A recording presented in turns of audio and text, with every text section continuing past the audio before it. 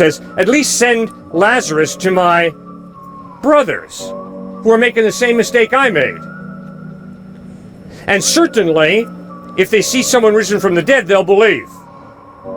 No, they aren't even going to believe even if someone rises from the dead, Jesus says. And lo and behold, he dies and rises from the dead. And people still don't believe. Okay, why? Often it's because of money.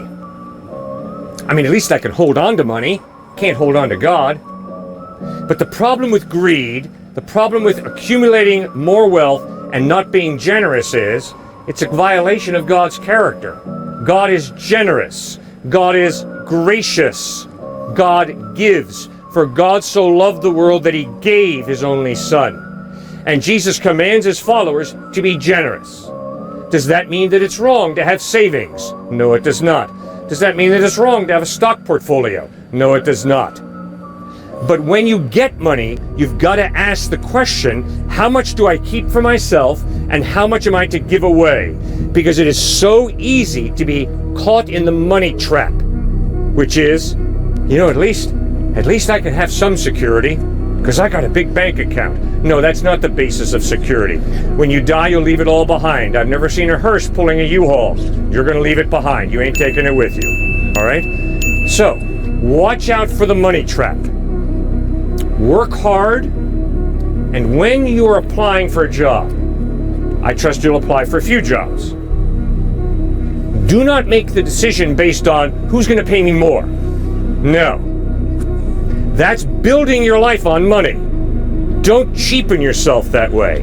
Instead, look at the job opportunity the following way. Which opportunity am I presented with that'll enable me to help the most people? That's the first question.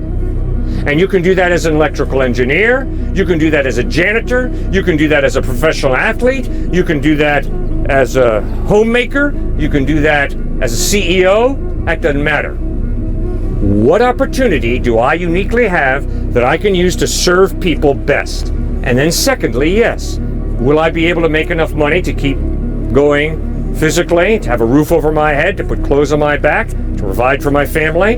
Yes. But don't base your decisions simply on money. Stuart, what do you think? Scripture said a man who cannot provide for his family is worse than a non-believer. So you got to make some money. You got to save it. If you have a family especially, you can't be John the Baptist. You can't live in a voluntary poverty and just give it all away. Scripture clearly says that. So you want to make as much as you can and give away as much as you can within the opportunity of providing for yourself and your family. Now, more specifically, what's really helped me, honestly, is when we get, money is the root of all evil. Money is a great thing. You look at Job, you look at Abraham, so many people were wealthy in the Bible. And yet, despite it being a good thing, it has an ability to get poisoned more so than other good things. And I think that it's because it hits our very hearts. It strips away our identity. That's why the rich man lost his name. He was just called rich man. That's the only place in the whole Bible where a person lost their name and was just titled rich man, because he started living for money. So what has really helped me in thinking through, okay, there's the tithe, there's the 10%, and then with the Levites, it's beyond 10% in the Old Testament. But practically, Lord, how in the world do I figure out whether I'm greedy or not, and whether I'm giving away enough or not? One is, how often do you think about money? How often do you think about money? If it's very frequent, I think you got a problem. Secondly, how anxious and insecure are you about your money? Those two are very practical, important questions to figure out, am I struggling with greed? Because if it's all the time, Archbishop Templeton talked about your religion is what you are in your solitude. And what he meant by that was when you are driving, when you are walking by yourself, anytime you are by yourself, where does your mind go most frequently? That's your God. Again, that's very practical. We need to make things practical when it comes to money and idols. And that's another very important way. Too often, my mind, to be honest, goes to anxieties. I got 3 girls.